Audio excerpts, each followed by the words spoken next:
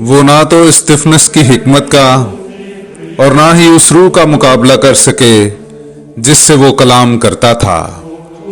باپ اور بیٹے اور روح القدس کے نام سے آمین۔ میرے عزیزو، آئیے ہم خداوند اپنے خدا کا شکر کریں جس نے آج کا یہ خوبصورت دن ہماری زندگی میں بڑھا دیا۔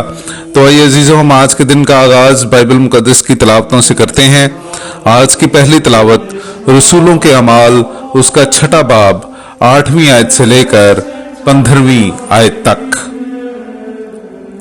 اور استفنس فضل اور قوت سے معمور ہو کر لوگوں میں بڑے بڑے معجزے اور کرشمے دکھایا کرتا تھا۔ تب اس عبادت خانہ سے جو احرار کا کہلاتا ہے اور کیروانیوں اور اسکندریوں اور ان میں سے جو کلیکیا اور آسیا سے تھے باز اٹھ کر استفنس سے بحث کرنے لگے۔ وہ نہ تو اس حکمت کا اور نہ روحی کا مقابلہ کر سکے جس سے وہ کلام کرتا تھا۔ اس پر انہوں نے بعض کو سکھایا جو یہ کہیں کہ ہم نے اسے موسیٰ اور خدا کے نسبت کفر گوئی کرتے سنا ہے۔ پھر وہ عوام اور بزرگوں اور فقیہوں کو ابھار کر اس پر چڑھ گئے اور اسے گرفتار کر کے عدالت عالیہ میں لے گئے اور جھوٹے گواہوں کو کھڑا کیا جنہوں نے کہا کہ یہ شخص مقدس مقام اور شریعت کے خلاف باتیں کرنے سے باز نہیں آتا، کیونکہ ہم نے اسے یہ کہتے سنا ہے کہ وہی یسوع ناصری اس مقام کو تباہ کر دے گا اور ان رسوم کو بدل ڈالے گا جو موسیٰ نے ہمیں روایت کی۔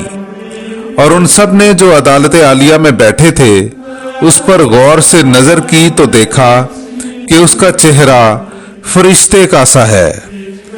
پاک کلام کا پڑھا اور سنا جانا ہم سب کے لیے باعث برکت ہو۔ خدا کا شکر ہو۔ مبارک ہیں وہ جو کامل رفتار ہیں۔ میرے عزیزو، آئیے ہم خداوند اپنے خدا کی حمد و تعریف کریں۔ میں آپ کے سامنے پڑھوں گا زبور نمبر 119، اس کی 23ویں سے 24ویں، 26ویں سے 27ویں اور پھر 29ویں آیت سے لے کر 30ویں آیت تک۔ عمرہ مجلس بھی کریں اور میرے خلاف کہیں، پر تیرا بندہ تیرے قوانین پر غور کرتا ہے، کیونکہ تیری شہادتیں میری خوشی کا باعث اور تیرے قوانین میرے صلاح کار ہیں۔ میں نے اپنی روش کا اظہار کیا اور تو نے میری سن لی۔ اپنے قوانین مجھے سکھا، مجھے اپنے قواعد کے طریق کی تربیت کر اور میں تیرے عجائبات پر غور کروں گا۔ جھوٹ کی راہ سے مجھے دور رکھ اور اپنی شریعت مجھے عنایت فرما۔ میں نے حق کی راہ کو پسند کیا ہے، میں نے تیری قضائیں اپنے سامنے رکھی ہیں۔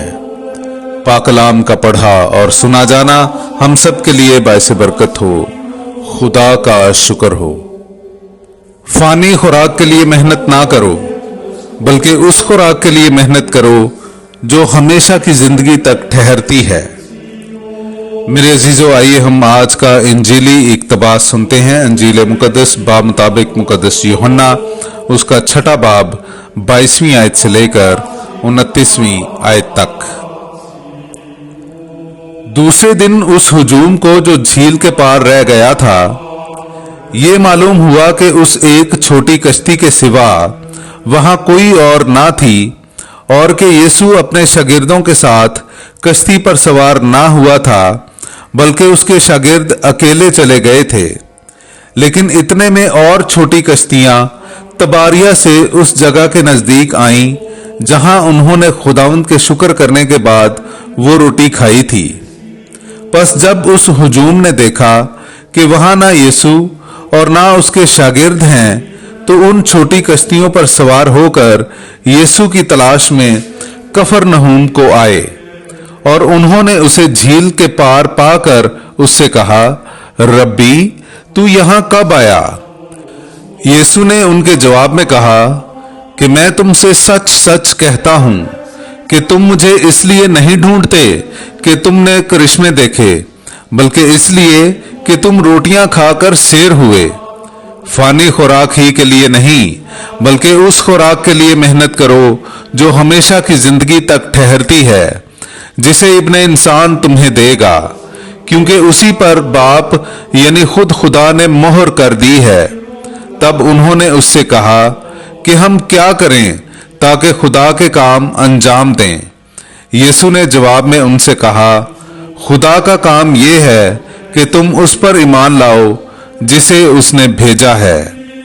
पाक कलाम का पढ़ा और सुना जाना हम सब के लिए बाइस बरकत हो। खुदा का शुक्र हो।